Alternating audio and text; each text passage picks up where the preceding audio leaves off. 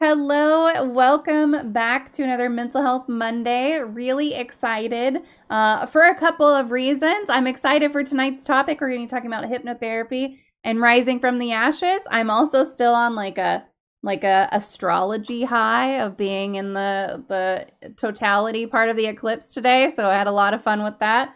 And I'm excited just to have you guys and be joined by an awesome guest tonight. So we've got the energy today. We're gonna show it. So thank you guys for being here. Appreciate all of you. If you are here for the first time, my name's MommaFoxFire. This is Even Tacos Fall Apart, and we are going to have a question queue. I'm going to open it right now. If you have questions about the topic or about mental health in general, feel free to pop those into the chat. You can do that with a specific command with !Q and then follow it with your question on Twitch. Or if you're on YouTube, just make sure to drop it into the chat and we'll get to it. While we are kind of getting things going here, I want to, and Bite Mark is going to show us how the question queue works right now. Appreciate you so much, Bite Mark. If you have anything else that you want to ask, just make sure to drop it in and we'll get to it. So a little bit about Deborah, who's going to be talking to us tonight about hypnotherapy and rising from the ashes. Deborah comes from Lafayette, Louisiana, and she is a certified clinical hypnotherapist, an NLP practitioner, a therapeutic imagery master, and an advanced handwriting analyst. She specializes in 68 different presenting issues and has helped hundreds of individuals break free from debilitating, limiting beliefs, which then enables them to experience success, joy, and fuller, happier lives. Deborah's passion, enthusiasm, and motivating style has awarded her the opportunity to speak at conferences and hold workshops around the world. She's also the founder of Literacy Inc., a nonprofit organization whose mission is to fight the growing illiteracy rate in America's teens. Unquestionably, wherever Deborah goes, she travels to deliver one basic message, a message of hope, and then commits to turning that hope into reality. So if you are looking to connect with Deborah at all, I've got her socials for you. I'm going to drop those into the chat so that you can go ahead and access those. And Deborah, thank you so much for taking the time tonight and being willing to join us here. Thank you for having me. It's certainly my pleasure. Yeah, I am excited for this topic because it's one that I think doesn't get a lot of airtime, I think. You know, a lot of people hear about hypnotherapy and they're like, oh, that's something that it doesn't really interest me. But there's a lot to actually dive into. So I'm really excited to get into this with you. And I appreciate you taking the time today for sure. Absolutely. It's like I said, it's my pleasure, and it's a topic I'm passionate about. That's what we like. We like it whenever people come here and they've got something they're passionate about. So the first question comes from Bite Mark, and that is, what is your favorite poem? Oh my gosh. My favorite poem would have to be, I would say anything from Maya Angelou. Oh, yeah. Pick a poem. Mm-hmm. Pick a poem. And she's just my favorite. She really is. Yeah, and she's got some great ones. She's got some really famous ones, but if you dig into her work, like she's written more than I think a lot of people realize. So I'm going to post a link to a page on poetryfoundation.org that just has a lot of her works kind of talked about a little bit, and it talks a little bit about her life as well. So if you're interested in checking those out, feel free to go pop over and do that. Now, your background... Oh, yeah. I'm sorry. No, it's all good. Awesome. Look, interrupt me all you want. This is all about you, so. I was just going to say she was a very talented lady. Very, very awesome, talented lady. Absolutely. Really spoke from her heart. Mm-hmm. Yeah. Which is what you want in a poet, right? Yes. And in any writer. Really. Mm-hmm. Yeah, absolutely. Yes. Now, as I was reading through your bio, the first thing that I kind of noticed is that you've got a lot. You've got a lot of things going on. Your background is very varied. So how did you land where you are now, and kind of what was your journey to get to what you're doing now? That's a story. Well, I spent a number of years in corporate America. Mm-hmm. I worked in the oil field for a number of years. I was actually the first female executive vice president in fuel transportation in the United States. Now, Wow. yeah, wow, that backdates me, okay? I'm an old broad. I left that company and started my own logistics company. And what we did was monitor fuel tanks around the world, literally around the world. And I created, I'm not the one that created it. I put a team of people, of IT people together and told them what I wanted the certain software to do. And they were able to put together what I called Focus, a fuel ordering carrier utilization system. And I ran that for 25 years. And I'm, it was going along fine. Life was life. And then tragedy struck. My father passed away. My dad was my best friend. And not long afterwards, I lost a 3-year-old grandbaby. Oh my gosh. 4 months after I lost her mother, who was my youngest daughter, in a fiery car crash. A Oh year my later, gosh. I lost my middle daughter. And it was just one hit after the other. And I really began to analyze my life. What is this? Why am I on this planet? I mean, you're not here just to experience all this suffering, over and over and over again. And so in taking stock of my life, I figured life's got to be more than just going to work, getting a paycheck, coming back and saying, yeah, I started my own company, Big Whoop. What are they going to put that on my tombstone? Whose life did that change? Mm-hmm. And I couldn't answer that question. I couldn't give it a viable answer. So I sold the company. I went back to school. But how I went back to school is the interesting part. I was actually on the computer Googling how much concrete would it take to pave a mile-long driveway. A project I was working on. Mm-hmm. I was okay. And the first thing that pops up is HMI, the Hypnosis Motivational Institute. And I'm going, what is this? Hypnotherapy school that sells concrete? You're right. I didn't know what the heck is going on. So out of curiosity, I clicked on it. And the more I clicked on it, my heart started beating faster. And I had this little flag that went up in my head.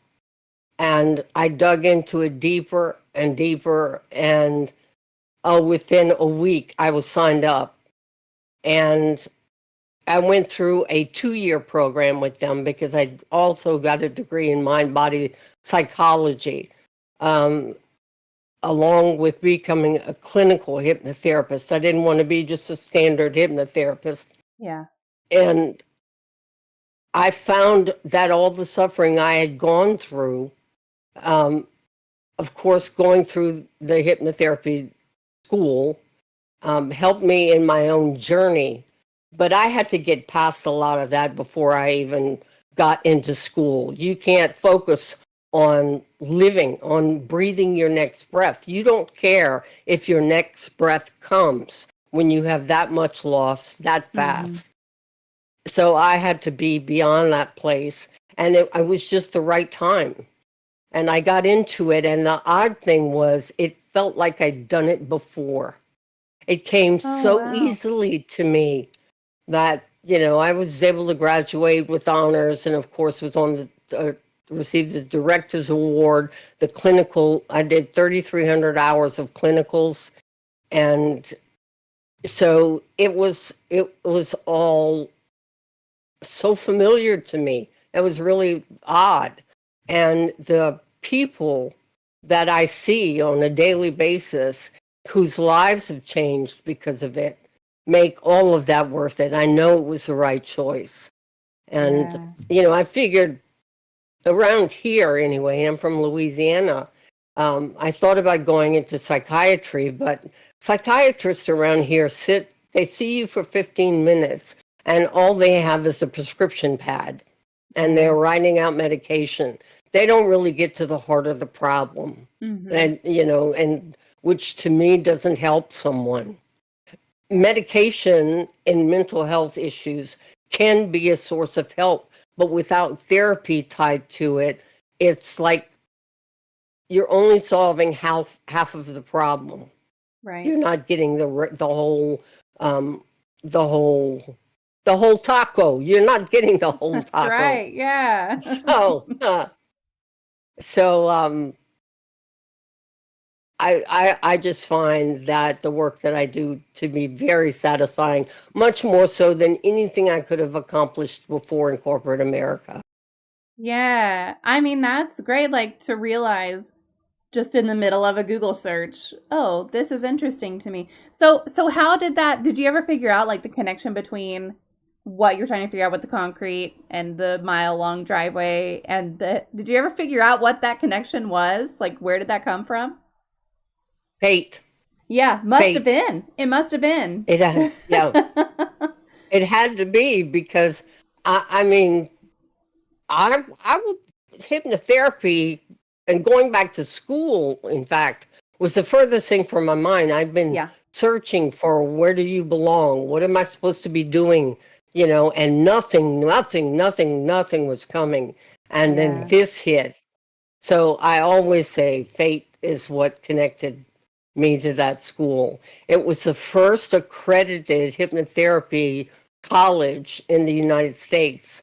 And their courses, they have professors from universities from around the country. They're really a phenomenal, it's a great education. So, and I continue to learn to this day, come up with my own therapy. I have, I do, of course, therapeutic imagery, and NLP therapy. I've created chakra light therapy. So it has just been quite the journey, and I'm loving every minute of it. That's awesome. Well, I mean, to find purpose after that much loss, like, that is commendable. Just that is such a challenge.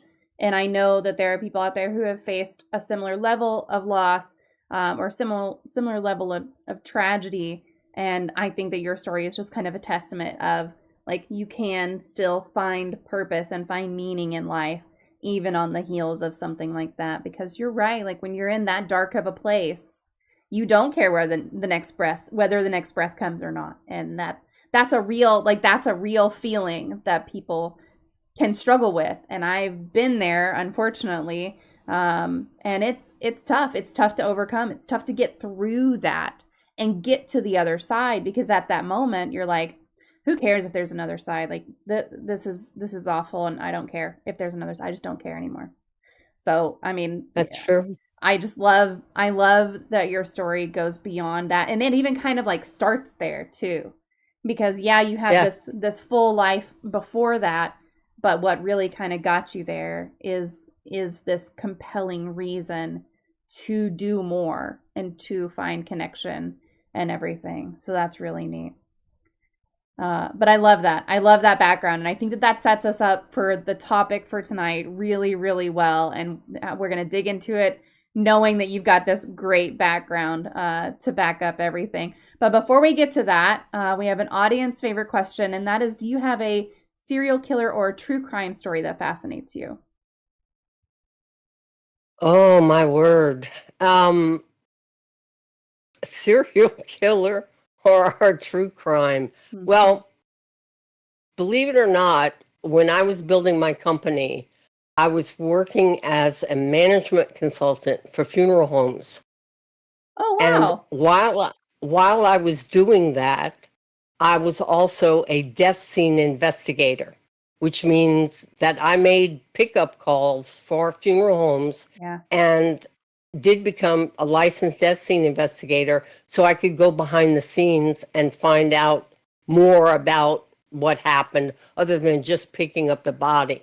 Mhm. And so true crime, I saw a lot of it. Yeah.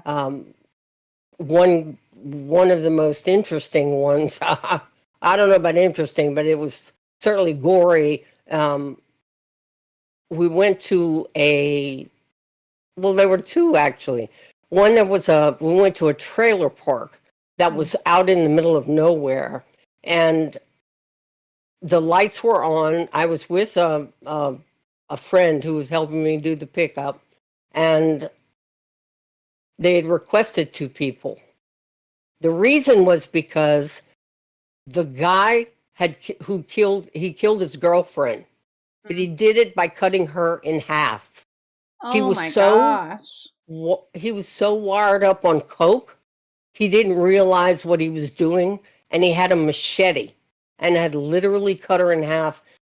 Her The bottom waist down was in the kitchen, and he grabbed her by the hair and pulled the other half of her in the living room and was screaming at her that she needed to get off her lazy and do something about dinner. He was wired out Yeah, of his gourd. clearly. Yeah. Um, Another very interesting, it's not, I don't know, it's not a true crime, but it's one of the most interesting things I did see is a pickup we did in a houseboat. It was an elderly woman who passed away. And we walked into the house, and she was in an old bed that was kind of sway backed. And when we lifted her up with the sheet that was Mm. underneath her. And when we lifted her up in that sway, it was covered with snakes, full of snakes. Oh my And when gosh. we picked up the sheet, and I'm trying not to drop it, okay, Yeah. because I'm like, I Yeah. got snakeophobia. So we're tying the sheet close, and I'm just going, breathe, Deborah, breathe, breathe. And the the shutters on her windows started banging open and closed, open and closed. Oh my And gosh. I just look at Chuck, was the name of the guy that was with me. I said, "We're out of here, dude. Like Yeah. now, Bye. now." We're out of here. Okay. The cause of death was she's old. All right. Yeah. And like any one of the snakes there were moccasins, there were pythons. Yeah, it was just a pit of snakes. Wow. Now, Yeah. did they have access into like into the boats? Were they her pet snakes? I don't think so. I mean, no, I don't think so because Yeah. there had to be every form of snake I knew that lived in the basin, in the Yeah. Chaffalaya Basin. Um, I mean, poisonous snakes, non-poisonous snakes. No, they were not her Oh my pets. gosh. Oof. Oof. She had been dead for about a week. So she was Ah, her skin was yeah. slipping. Yeah. And which is why we had to lift her with the Yeah. sheets. And so I think they just collected under her body. Mhm. And That was just a den. It I, was just a way for them to it stay. was, yes, I'm glad Ugh. that bed was sway backed, because had it had been even and we lifted They her would have up, gone everywhere. Yeah. Oh my yes, gosh.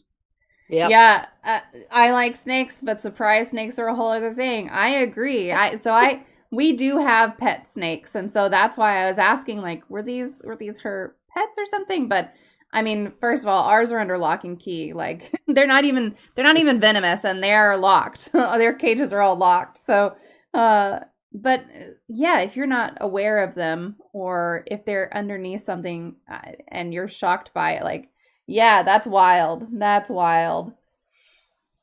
I mean, I guess just because it was a boat and they had a little bit better access to it, and They did. man, yeah.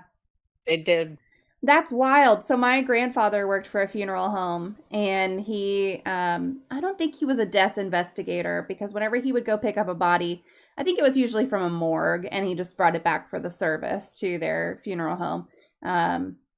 But yeah, he lots of different adventures that he went on to pick up a body hours and hours and hours away. And he loved audiobooks, and so he would listen to all these audiobooks and everything on his way back. And I never really got into audiobooks, but my sister really likes audiobooks and went on a lot of trips with him also. So that was something that I never thought it was weird until it would come up to one of my friends or something like, oh yeah, Grandpa's going to pick up a body. And they're like, what? Because it was normal. It was just normal for me. Like, I don't know. Right. It's just what he does. Somebody's got to do it, right? Yeah. Oh, that's a good point. I wonder if decomposition brought rodents, which brought the snakes, and then they realized there was free rodent delivery. Yep, and a place to stay. Yeah, good point. I'm sure. Yep, Yeah. Probably. Well, Except I the appreciate snakes were not under her body. They were under the sheet, Yeah. which is what was really fascinating to me. You know, Yeah. if it had been something where they were seeking immediate warmth, Mhm. it wasn't even in the wintertime out here, you know that down here, we have 1 day of winter when it Yeah. gets to be 35, and Yeah. that's about it. So, but they were under the sheet, so I don't know, but I just Fascinating. know I got out of there quick. Yeah. Bye. We had to put her in a boat. You know, we had to put her, Mhm. and let me tell you what, I made sure my end was tied up really tight. And no. Yeah. I don't blame you. I don't blame you for getting out of there. What a fascinating job to do. Like just to get exposed to all of that. And yeah, that's wild. All right, so getting on to our topic tonight of hypnotherapy and rising from the ashes. Like we talked about, you have faced significant hardships, and not only the ones that we just talked about with the loss, but also childhood abuse and other personal struggles as well. So how did you, I know we just talked about kind of the path to get to what you were doing, but how did you find the strength to even start to rise from those challenges? And what advice do you have for others who might be going through similar experiences and going, I don't know what to do from here? Well, it depends on the challenge. I mean, I was raised by a single mom. By the time I was from 8 until I was 16. I actually got married at 16. Big mistake to every listener out there. Don't do that. Yeah. But I stayed married 35 years Mhm. before I, and had my 3 daughters, and I have one left. But when you're dealing with a childhood abuse, it's a matter of realizing that the person that's doing the abuse is the problem. You're not. Yeah. You are. I knew my mother was sick. She was mentally. She was undiagnosed manic depressive. That's what she was, and that was back in the day when you could doctor hop, and she would hop from one doctor to another to get anything to numb her emotions when she and my father split up. And I was just her. No, I was not her sounding board. I was her beating board. So I protected my brother and my sister, but I grew up and grew out of that, never blaming her, for never having a normal childhood. I saw her as a sick woman. I saw my brother and sister as two that I had to protect, and her as someone I needed to take care of.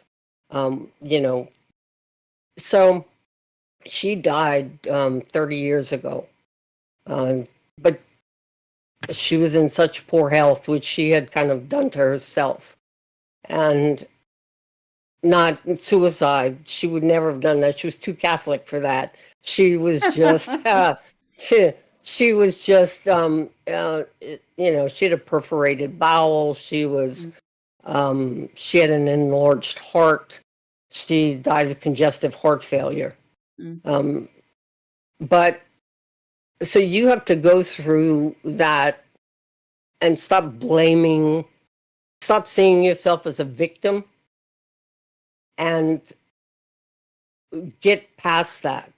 Mm-hmm. That was that person's life. You played a part in it for whatever reason. You played a part in it, but that doesn't mean that's where you have to stay stuck all of your life. Yeah. As far as for deaths are concerned, you have to go through your mourning period. And that is different for everybody. I went through some very, very dark days. And I couldn't, the way I deal with pain, physical and mental, is I pull into myself. I didn't want to talk to anybody. My sister, who's 10 years younger than I am, and I keep reminding her, I changed the diapers. You quit talking to me that way because I changed the diapers. But she would say, you should see a counselor. You should see a counselor. And I said, there is nothing a counselor can tell me that will change the fact that these people are dead. Mm-hmm. She can't bring them back. And I don't want to talk to anybody about it. I needed to get through my pain my way. Mm-hmm. And I did up to a point. And then it drug on for so long. I mean, it drug on for 3 years, 4 years. I went and saw a psychologist, and they put me on antidepressant medication, and which helped kind of kick me out of that really dark hole. Yeah. And I stayed on those for about a year, and then I was able to, I was out of the hole. And I still have triggered, birthdays, holidays that are still trigger days for me, but nothing like it was before. Yeah.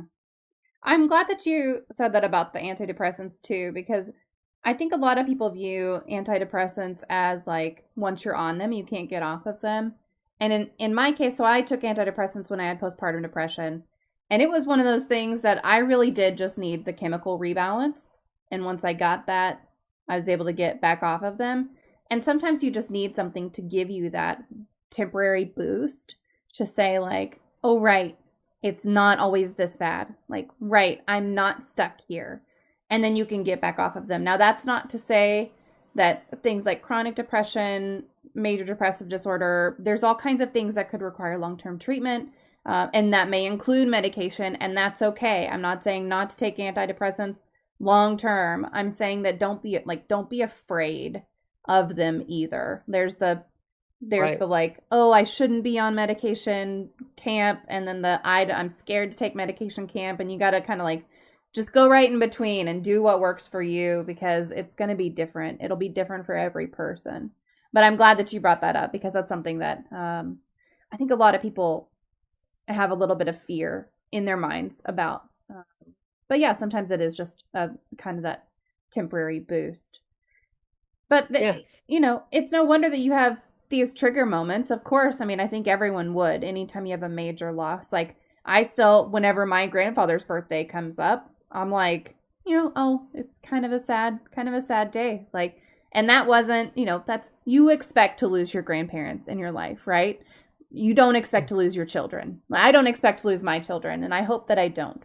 But if I do, like, I can't imagine things like their birthday or holidays would be hard forever, I would think, And I think it's unreasonable to think that you're just going to coast on by forever without one of those moments, right? Unfortunately, that's not the case. Yeah. Yeah. But it was only about 2 years ago that I was able to start looking at pictures of them again and videos, of family gatherings and stuff like that, and be able to laugh at some of their antics and and just appreciate who they were. It took me that long to be able to look at them. Yeah. Yeah. I still cannot drive down the road where my daughter got into the car accident when her car hit a building. She lost control of it. It hit the side of a building and burst into flames. Oh my gosh. So I couldn't even see her body. Huh. And I was closed casket, and Yeah. I still am not. I refuse to drive down that road. Yeah. I don't blame you at all. That has to be tough. Impossible even. Yeah. So you've managed to kind of take these tragedies and form them into ways of serving others through hypnotherapy. So how do you channel your own pain and struggles into helping others find hope and healing maybe a little faster than you were able to? I think one of the pluses is that I understand them. I understand the language they're speaking and the unspoken things that they're not saying. I can see the pain in their eyes. I can understand the depression. I can understand childhood abuse. I can understand them dealing with death. There's just it's really something. The whole circle of life brings me to just about every element except for sexual abuse, which, thank you God, I didn't experience in my lifetime. But I'm able to connect with them on a very real level. So I write all of my hypnotherapy scripts and I tie them directly to them, to their situation. It's not a canned deal where, or where one shoe fits all. Yeah. Now, when you say hypnotherapy script, can you describe what you mean by that? When I do a script, the first thing that I do is to help a person the first thing I do is a suggestibility questionnaire. I want to find out if you're more left brain or right brain, because you take in information from the world differently if you're more right brain or more left brain. Or you may be a somnambulist. You may be somewhere right in the middle. And again, the words that I use in hypnotherapy varies depending on your suggestibility. So I'll use a deep breathing technique to begin with. And then I use a deepener, which is often imagery that I'll use. And then the script itself starts talking about the problem that they're facing. And that it's not the world as a whole. It is only part of their world. And they can conquer. They are there because they made time for themselves. No one needed them at that moment. No, they didn't have to be anywhere. They didn't have to even think. All they have to do is close their eyes, breathe deeply, relax, and listen to my voice. And I take them out of that place of I'm a victim, I'm suffering, to a calmer place, and help them realize that healing actually can happen from within. All I am is a facilitator. Yeah. We all have the ability to heal from our subconscious mind. How everyone calls mind over matter. It is using your subconscious mind to really get to the crux of the situation. And I'm just the facilitator. So say you're coming to me with agoraphobia, then I will talk specifically about what you feel like when you're walking towards the front door of your house. When there's a situation that comes up that you have to go to the front door of your house and open that door. I talk about how you feel that way. And then I'd walk them through actually opening that door, seeing them take a step out. I've had many people come to me for that problem. And I've had some that were so severe they could not get out of their house. And now they're volunteering for different organizations, around the city. So it all has to do with that individual and what is important to them. Yeah. That's really neat, and it makes sense. You wouldn't want to just keep using the same thing if they feel a different kind of fear than someone else who's facing the same issue. You don't want to use kind of the same language with them. So you have the suggestibility questionnaire. So is not everyone like able to be hypnotized? Is that what that means, or is it just a different approach that you take depending on whether they're left brain, right brained, etc.? It's just a different approach. Yeah. Now, some people can come in and on a dare say, and they, like, I dare you to hypnotize me. Because a lot of people are mistakenly think that hypnotherapy is like mind control. And it's so far from that. Mm-hmm. So it's like you can't even get them into deep breathing because you see this little smirk on their face. It's like, go ahead, do Not your gonna thing. get me, yeah. Yeah. But I don't play I'm not here to play games, and there only have been a couple of people like that who kind of, and I can spot them usually when they set up one appointment, because I do my appointments by packages, but when they set up one appointment, it's usually on a dare, and that's an expensive dare. Yeah. Yep. Oh, I'm sure. Well, and I'm sure they're coming in also because they're not necessarily understanding that hypnotherapy is different from like entertainment hypnosis, right? So, can you talk a little bit about that? How is hypnotherapy different from stage hypnosis or entertainment hypnosis? What's different about it?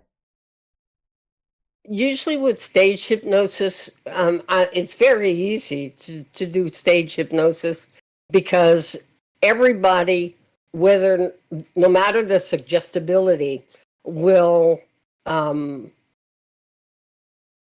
example, I'm going to give you an example. If you can have a crowd of people hold both hands out like this, all right?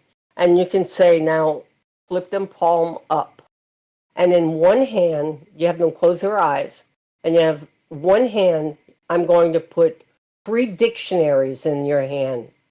And in your left hand, I'm going to tie 4 large helium balloons in there. Okay, so on goes the first dictionary into your right palm. And that book gets heavier. And then the next one gets there. Feel the heavy. It's 600 pages long. The third one goes on top, and it's 1,000 pages long.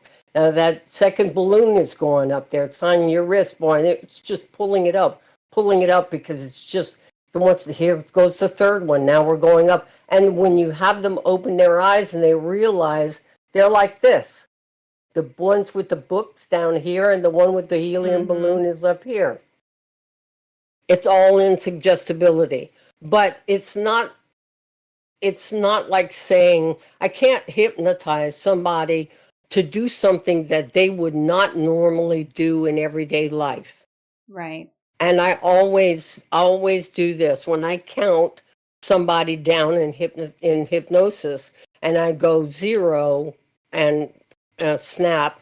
I'm snapped out today. Okay, and snap, or I'll use this if I get snapped out.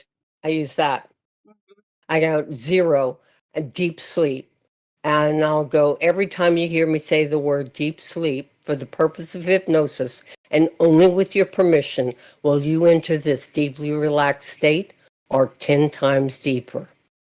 So it's always with their permission. Yeah. And it never goes against anybody's will. Mm-hmm. Yeah, and it's not something like, yes, you're helping them work through mental blocks and that kind of thing, but you're not like you said, you're only doing things that they would already be willing to do if they kind of Yes. had the power of suggestion in their own mind already to do them and to kind of feel that way. Um, so are there any risks or side effects associated with undergoing hypnotherapy? And then also, I guess, along that same vein, how can someone make sure they're working with a qualified and reputable hypnotherapist versus, you know, just going in and seeing someone who maybe doesn't have the right qualifications? That's a very good question. Which one to hit first? Which one do you want me to answer first? Well, we can break it into two. Let's break that one into two. So, the first part of that was how, like, what side effect, are there any side effects or any risks to hypnotherapy? We'll start there. There are no risks to hypnotherapy. There are risks to a somnambulist who can wind up in a state of hypnosis without them knowing it.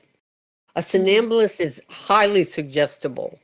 You'll see them often zone out when they're driving, more times than not. But I can spot that in a somnambulist when I'm working with them and teach them how to count themselves out when they find themselves zoning out in a conversation or zoning out. You're sitting watching a movie and Yeah. you're watching a movie and then something happens and you jump Yeah. at something that you were hypnotized at what was happening in that movie. Interesting. So it's being able to count themselves out. That's the only downside to being a somnambulist, is that they can be hypnotized by anything. But as far as for an emotional suggestible or a physical suggestible, no. And there are no downsides to being hypnotherapy, except for people that want to quit smoking. Be sure you want to quit smoking. Be sure you want to quit smoking because you'll quit. You'll quit. So, it's a matter of being true to yourself. What is it that you really want? What do you really want? Some people will come to me and say, I want to quit smoking. They really don't. They really don't. Because I'll offer two different things. One, I can get you to stop in one session. And I always do that one session in threes, because I do the first one is the cessation. The second one is to handle any of trigger objects that could, like somebody that drinks coffee or after they eat, that handles any triggers. And the third one is just what I call a triumph session, where they're going to be triumph not only over that, but over anything that they go to tackle in life. Or I offer a heavy smoker, someone that's smoking 3 to more packs a day, that can go through nicotine withdrawal severely, where I have them break it in half. So they're done over a 6 week session.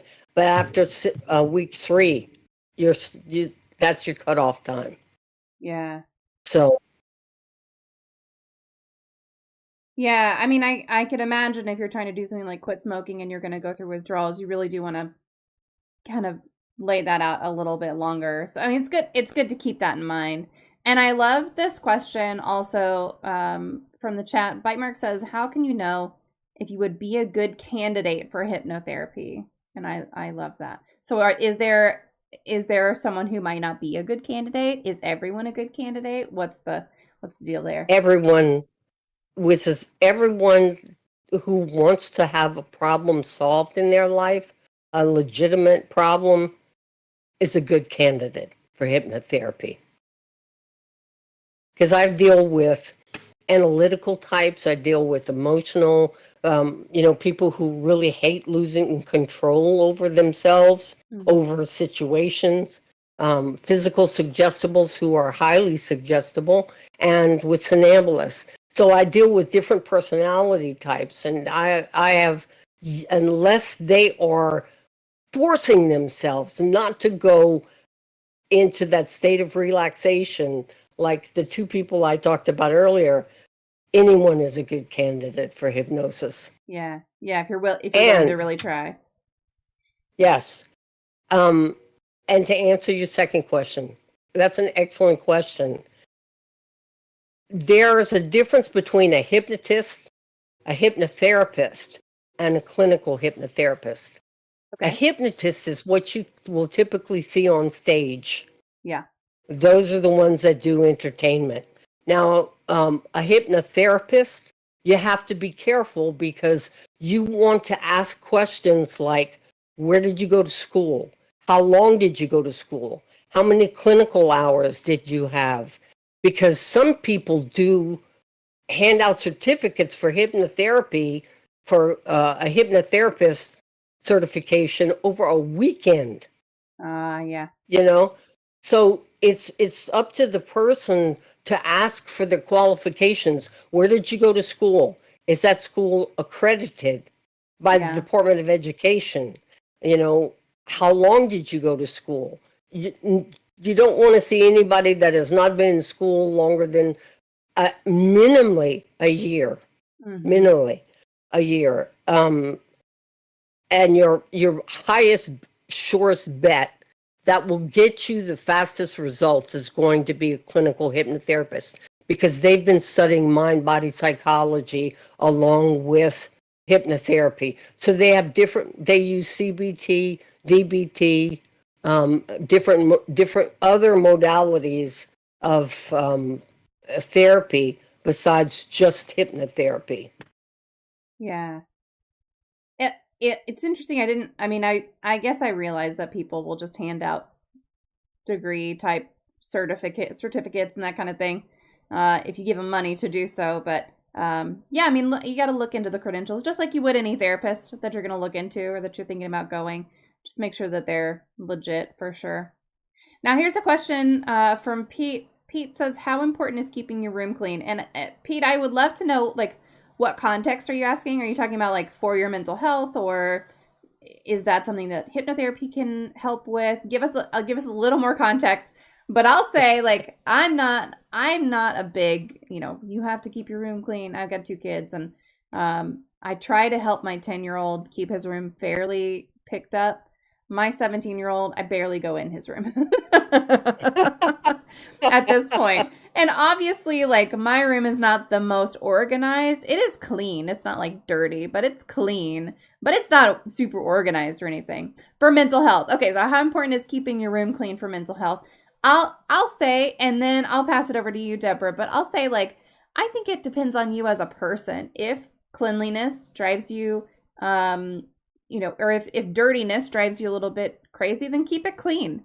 And if it doesn't drive you crazy, then, maybe it doesn't have to be super organized. Keep it clean for germ purposes, but it doesn't. If you don't have to be super organized, then live your life how you want to. Now, if you are under the age of 18 and you still live with a parent, keep it as clean as your parents want.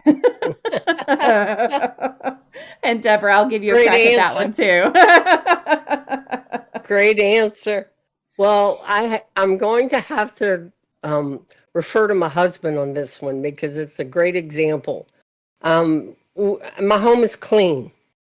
My husband is the type of person that for him to remember that he has a certain object, it has to be laid out somewhere. Mm-hmm. So everything he owns, when we first got married, this man is the love of my life. He really is. Was spread out everywhere. I mean, everywhere. Mm-hmm. And I would wind up picking it up and putting it in drawers, and he'd panic. Where was it? Yeah. And I'd have it right here. I had it right here. And I had to teach him in a very gentle way because that was a psychological issue for him. He has to see it to know it's still there, because if not, he'll buy another one or he'll go into a panic because he can't find it.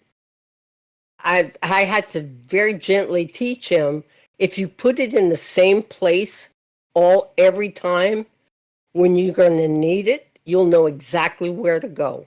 Mm-hmm. And it took a while for that to sink in. And I give him some play.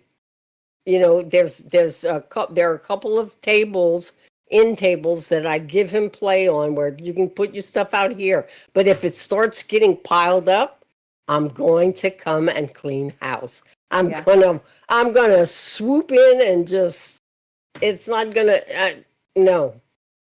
So, but of course it was done with love and gently. Yeah. But I think if things are orderly for me, it helps my mind stay orderly. If I'm in chaos and I don't know where my things are, then I'm spending more time looking for them than I am doing the work that matters the most. But that's me. Yeah. Some people can live in that chaos. You know, my husband functioned just fine. Yeah, exactly. Well, and that's something that I work with my 10-year-old on, because he will set things down, and it's not that he wants them to be in a certain spot, it's that he's done with them. And he is a little tornado. I mean, he comes in, it doesn't matter, clothes, backpacks, shoes, socks, whatever, it's going to go everywhere as soon as he's done with it. Brush, toothbrush, you'll find them all over the house. And then later, he'll be like, I don't know where my switch is. And I'm like, babe, where did you put it? And he'll be looking and looking and looking, and it's in between the couch cushions or what, you know, wherever he stuffed it when he was done with it. And I'm like, all right, honey, you got to put it away. Don't put it down, put it away. Because that way, if it's in the right spot, because everything that he has a right spot, and if it's in the right spot, then he knows where to go and look. And so that's something that we're working on with him for sure, because for him, mental health wise, he gets himself really worked up when he can't find something. And he's like, I don't know where my brush is, and now I'm going to be late for school because I can't find my brush. And so he'll get himself really into a lather over things. And so we've had to talk to him about ways that he can work on getting things organized, putting them generally where they go. Like, at least put it back in the bathroom if it goes in the bathroom. At least put it on that end table if you're trying to, if it's something you need to charge, you know, whatever it is, like get it at least in the general area, if not in the exact right spot, to make it easier on himself so that he doesn't get himself so worked up. So I would say cleanliness, keeping your room clean, keeping your house clean, it comes back to what supports your mental health.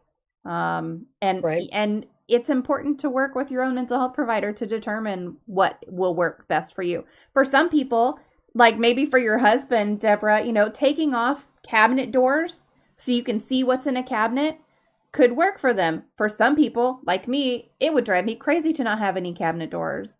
So, but if you're a very visual person and you're with someone who can stand that as well, then that's a solution that could work for you. You know, get a refrigerator with a clear, they have those refrigerators with like the glass door that you can see through. Whatever it is, there's a way to work something in a way that's going to be the most beneficial and supportive for your mental health. You just got to figure out what that is. But if you live with a partner, you have to figure that out with your partner. You can't do that in a vacuum. That's right. You gotta work together and figure that out together. So, okay, so I want to come back to hypnotherapy also. Well, I mean, all right, so can you use hypnotherapy for like, I want to be a cleaner, more neater, more organized person? Is that something that hypnotherapy can help with? Yeah. Absolutely. More organized. Yeah. Absolutely. I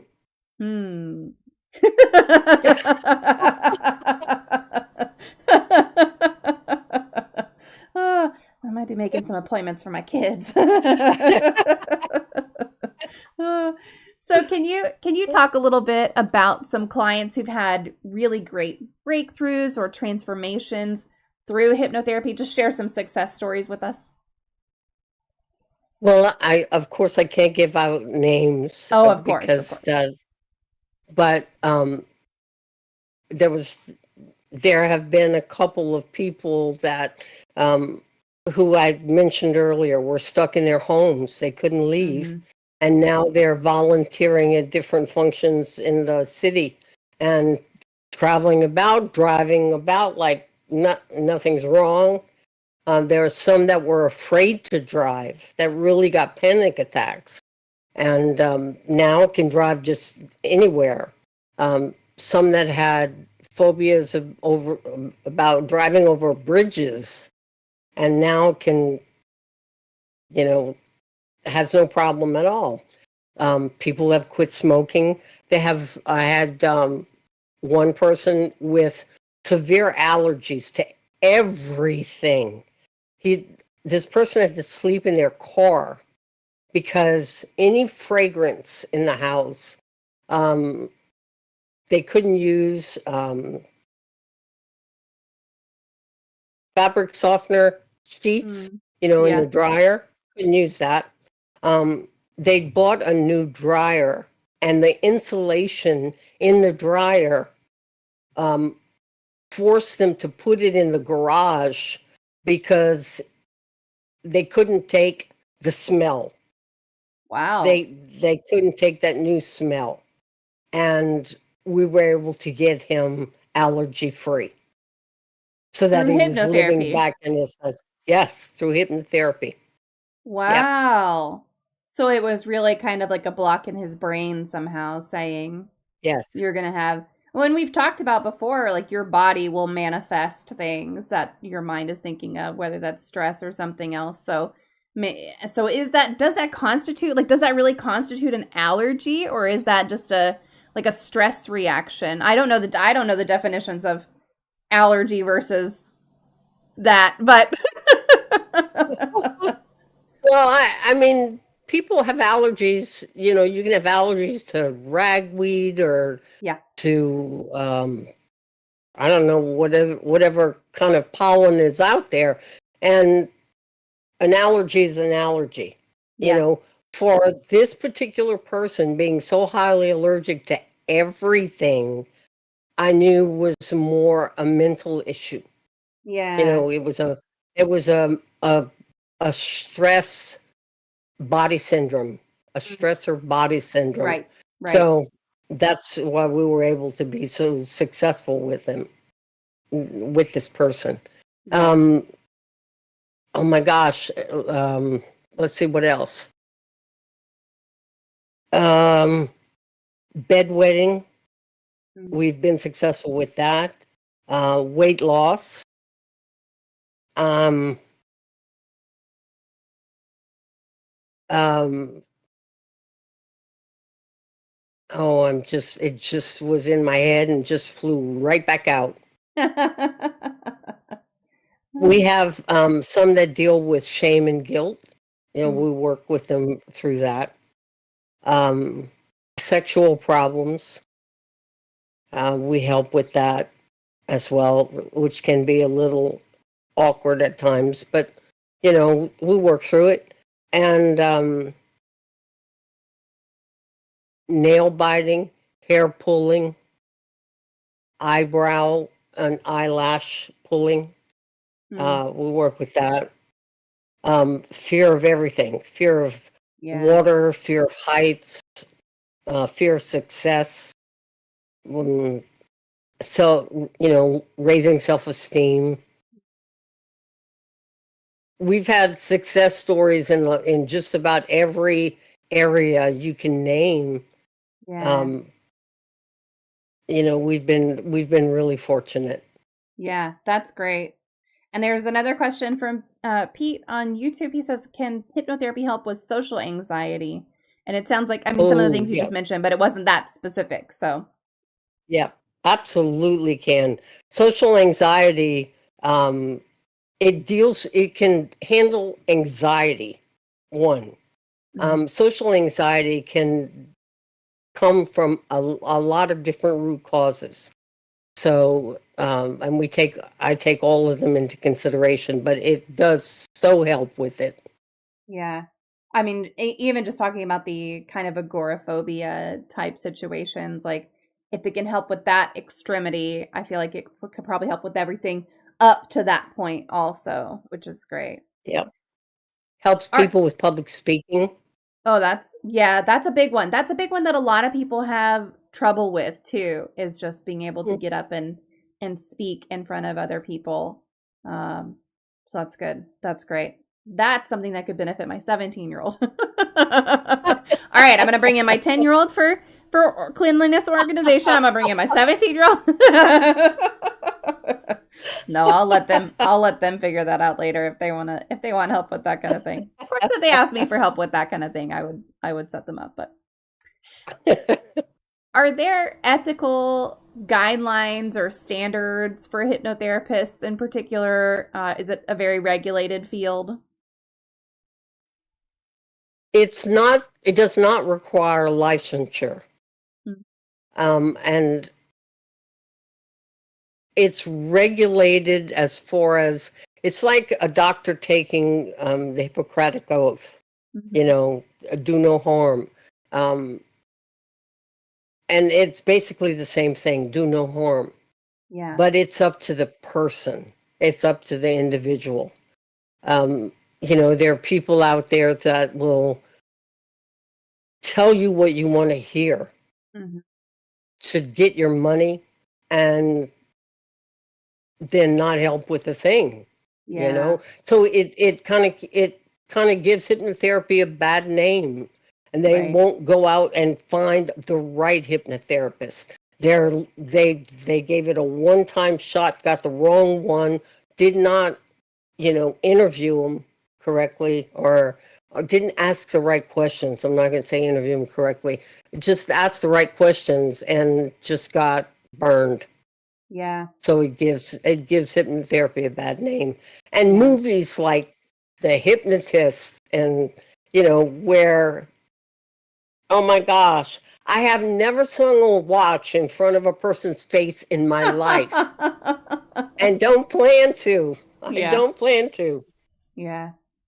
And the same can be said for regular therapy too. Like, yes, there are some very specific standards for therapy in general, and you can make sure that they have all the right licenses and all that. But you can still have a bad experience, and if you're not aware that you can just stop going to that one, fire them, get a new one, um, Sure.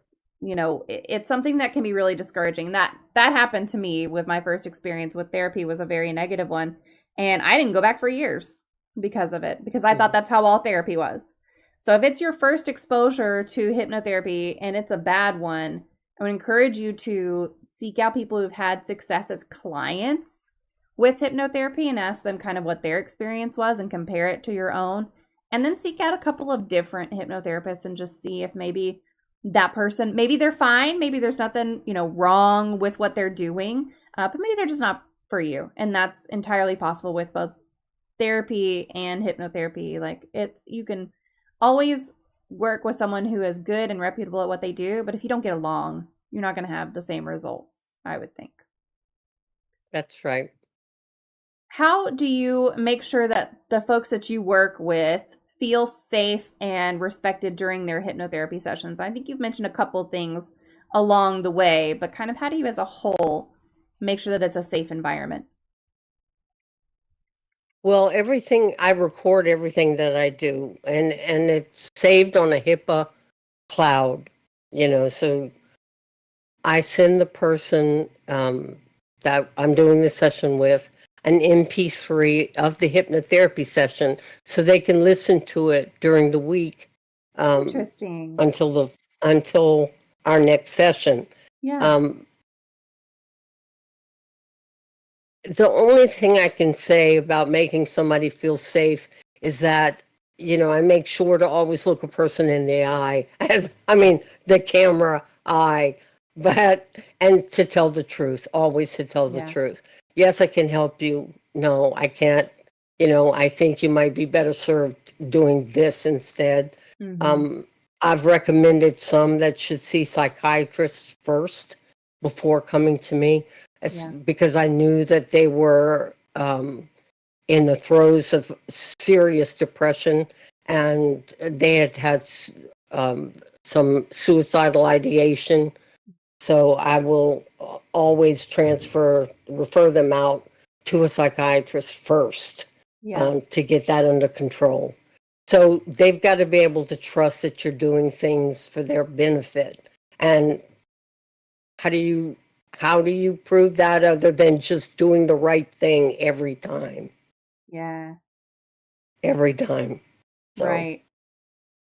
I mean, I feel like um working with different providers is another thing. Just do you typically, you said you refer them out for that first.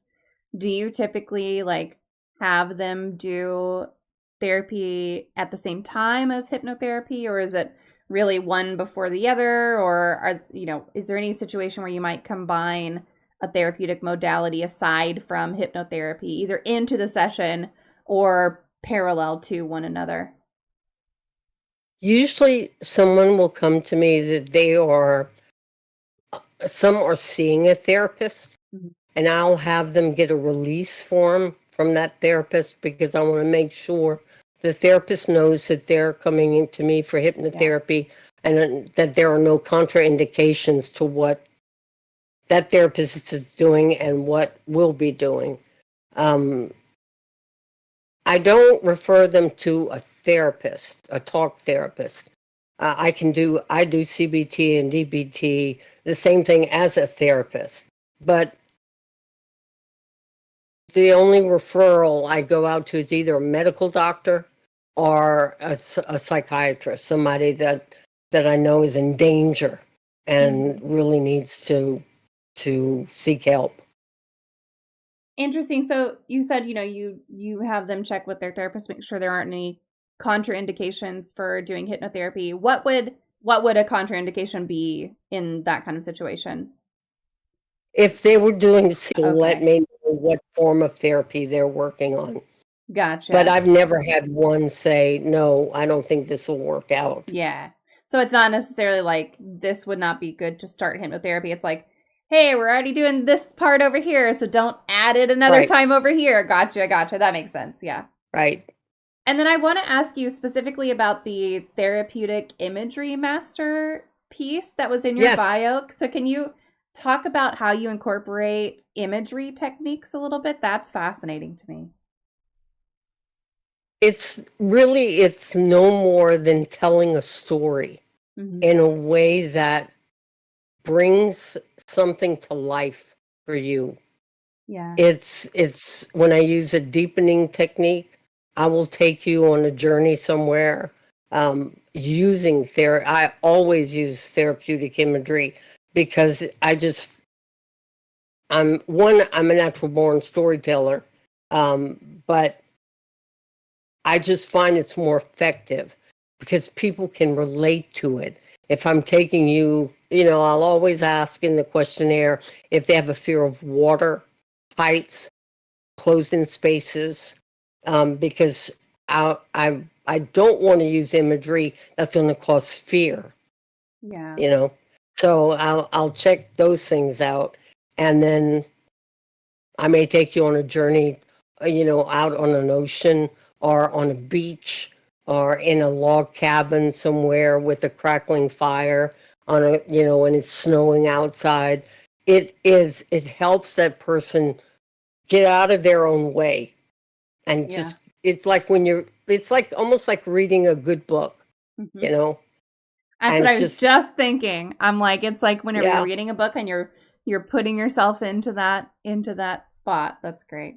yes, yeah. Now, because I know we have at least one person here who has a really hard time when reading books, conjuring those pictures in her head, and I know lots of people struggle with that. There's a word for that. I don't remember what the word for it is. Um, but what about people who have a hard time? If you say picture a crackling fire, they cannot conjure an image in their head of a crackling fire. What do you do in that case? If they can't visualize or imagine, then I have them pretend. Have you ever seen a fire? Yeah, everybody's seen a fire. I'm not going to say everybody. People living in igloos typically know. Yeah, but most people have seen a fire. So Mhm. I'll have them pretend, or I will go into detail of what that fire looks like, Mhm. so that you may not be able to visualize it in your head, but if I paint that picture clear enough, if I say it's a blue dog, you're going to see a blue dog. I just have to paint it clear enough. But I know up front whether you have problems visualizing or not. So Yeah. I'll know what to do. Yeah. I mean, it's good. It's good that you can do it for both people who can visualize and people who can't, because aphantasia. Thank you. That's the name of it. That's the thing I was trying to think of. I was thinking like synesthesia, but isn't that where you see sounds or something? Anyway, that's a different thing. Aphantasia is the word I was trying to think of. Thank you. But yeah, like there are people who can't. If you say something, if you're describing something and you're like, picture a psychedelic mushroom, they can't picture it in their head. Um, even when reading a book, even reading about it. So yeah, appreciate that you have these different ways of kind of connecting them with Yeah. themselves. That's great. So here's another great question from the chat from Bite Mark. Have you done any stop. Have you done any EMDR training? And do you feel it is actually significantly different from hypnotherapy? EMDR training, EMDR, I do what's called chakra light therapy, which is similar to EMDR. I cannot do EMDR because it requires licensure and you have to be a psychiatrist or a licensed social worker in order to do EMDR. Mm-hmm. I think it's for somebody who's experienced a lot of trauma, it can be significantly life changing. Yeah. I recommend it to people who've experienced a lot of trauma. Yeah. So can you describe chakra light? What is that? Sure. An EMDR light, for example, moves from left to right, and then you adjust the speed of the light, judging from the person's um, the the speed of which they talk, because it tells you how fast their brain is running. If they talk over themselves, it's running really fast. So they're going to adjust the light, and they're different colors. Normally for EMDR, they'll use one color light and it moves back and forth. For people who have been traumatized, in some places, for anxiety, for example, somebody that is very anxious about the fear of flying, I ask them, where does that fear begin? Where does the anxiety begin? Before you leave the house? When you know you have to book a flight? Not until you get to the airport, okay? They'll tell me when they start feeling anxious. Let's say it's when they reach the airport. Where do you feel that anxiety? So they'll say in my chest, or they'll, in my stomach.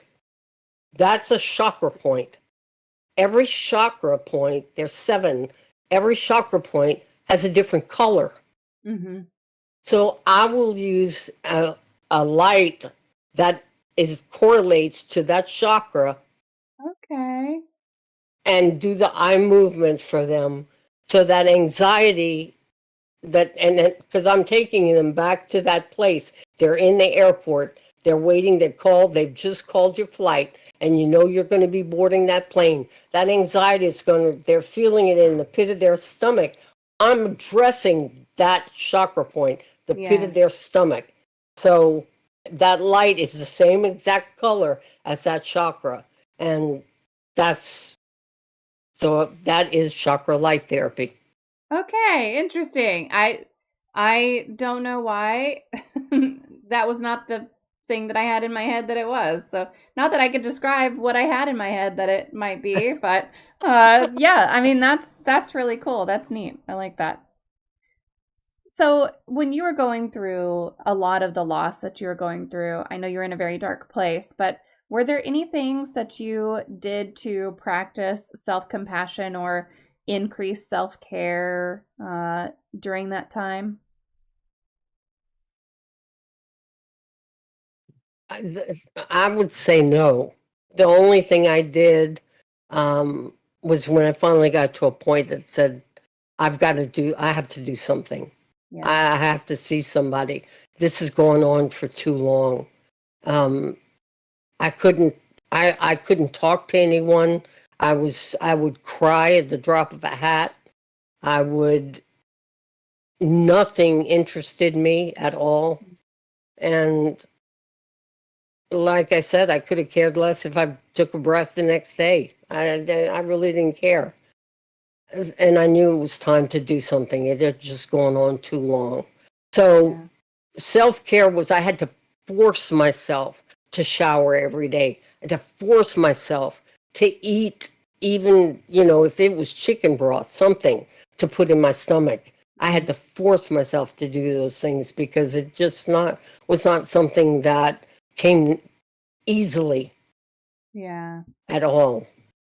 I think that's a really common struggle, especially in the depths of something like depression or grief. That's a really common, it's hard to take care of yourself when you are struggling so hard just to get out of bed every day.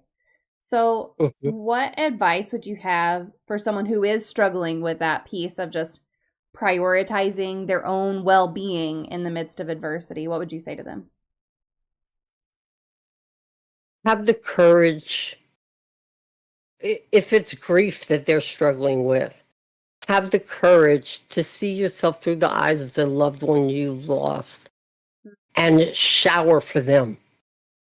Just force yourself out of bed and take a shower for them. They wouldn't want you all stinky, hugging up on them. And I know my kids wouldn't have, so I shower for them. You have to keep your health up in some way. Why? Because there's a purpose that you're here on this earth, and it's not just for suffering. There is a reason that you're going through all this, and it may not make sense now, but it will in times to come. This too shall pass.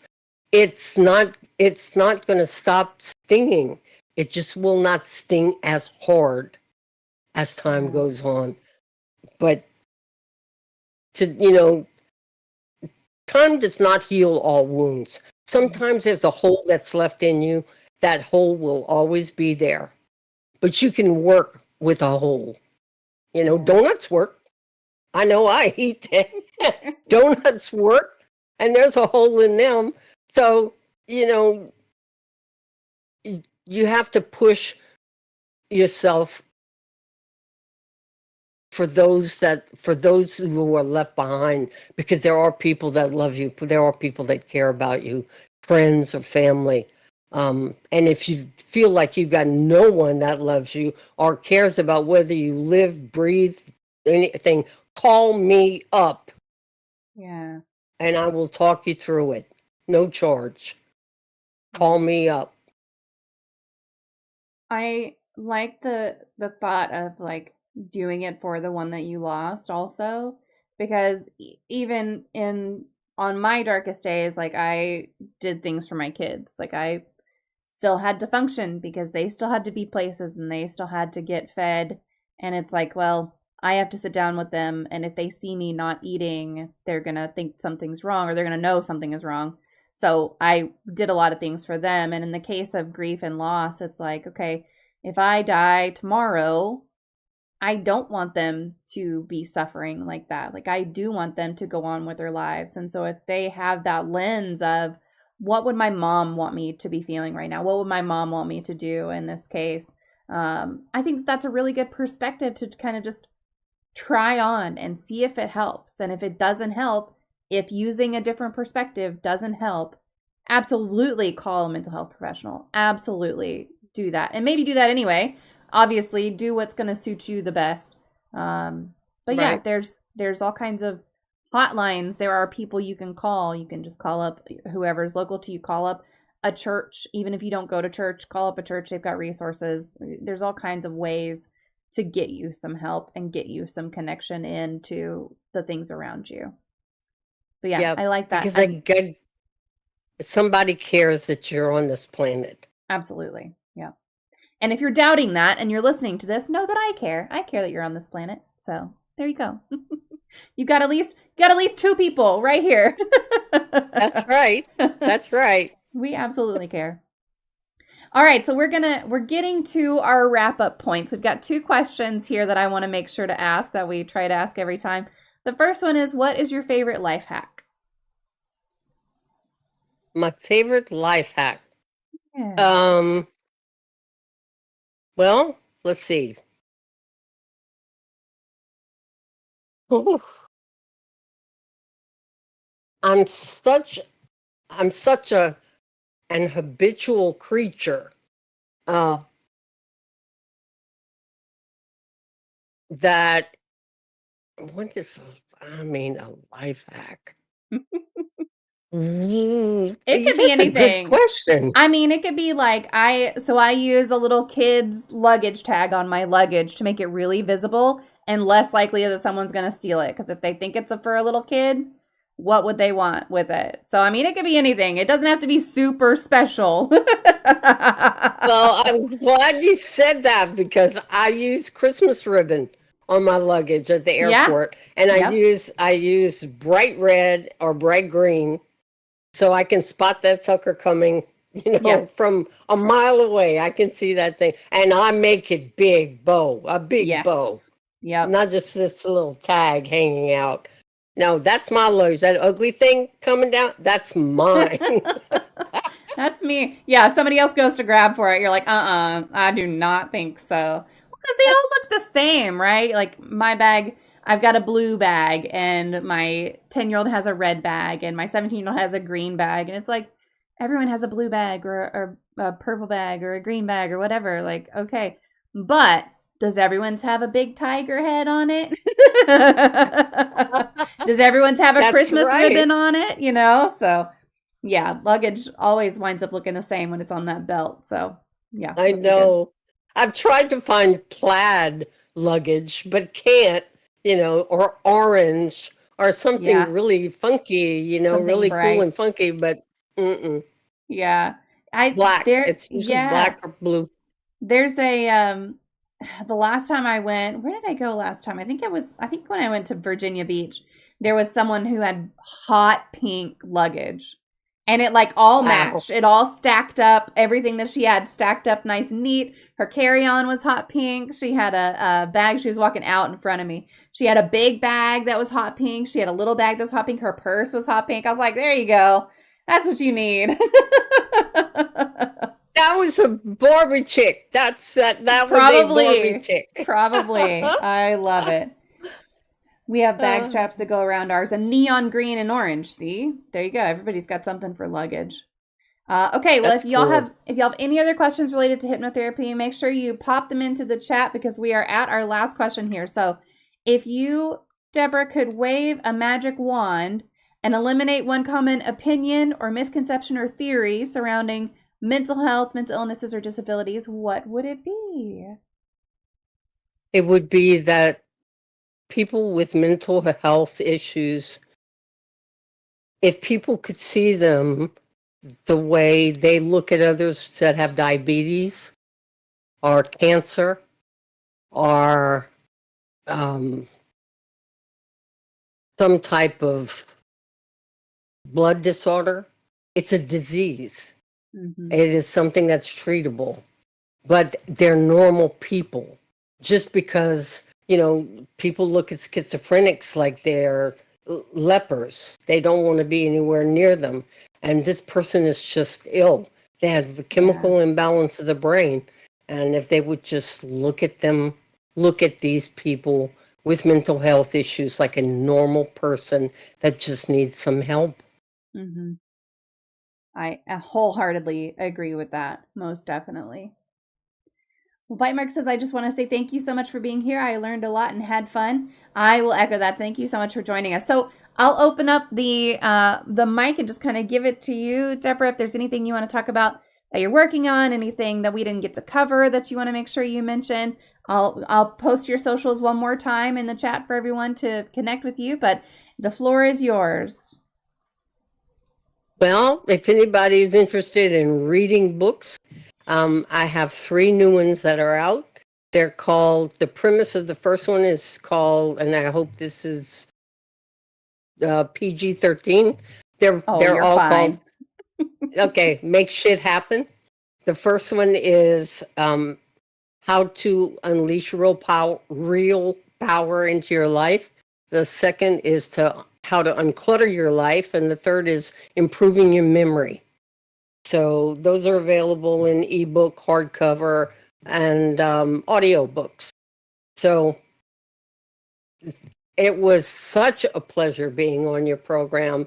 You do a fabulous job with questions, and I appreciated those that came from your listeners as well. Well, thank you so much for joining me. And everyone's laughing, saying, "Imagine Mama getting a PG-13 rating." Yeah, there you have to click through that you're over 18 to even get to this stream. So you are just fine. But yes, thank you so much for joining me. I mean, what I do would not be possible without experts like you. So I appreciate you taking the time out today and joining us here. It's been a lovely, lovely conversation. Okay, chat. Give me just a minute to get Tyrion to calm down and to disconnect with Deborah, and I will be right back. Stick around.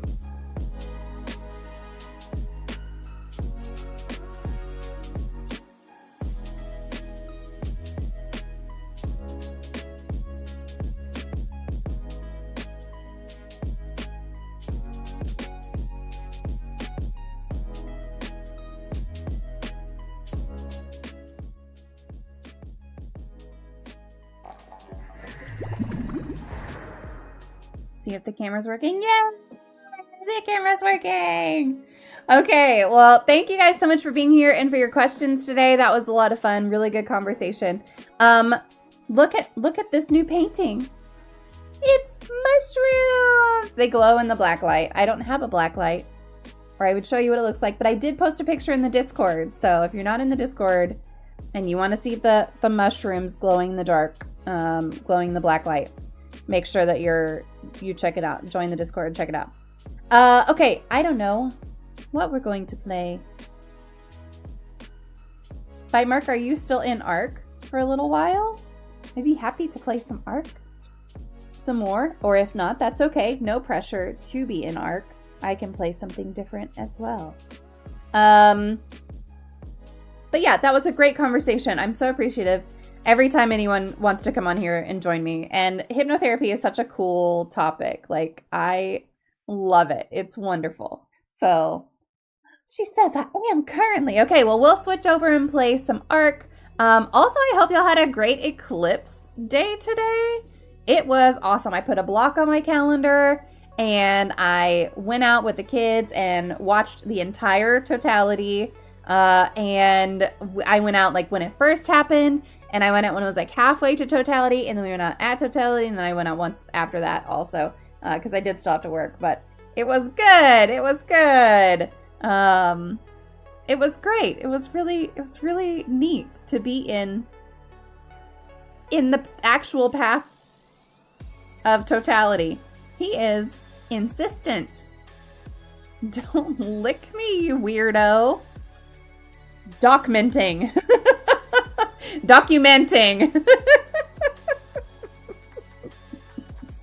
Excellent, excellent, excellent. Okay, well, I'm going to stop the YouTube and I will restart it in just a moment. So I'll be right back. Stick around for that.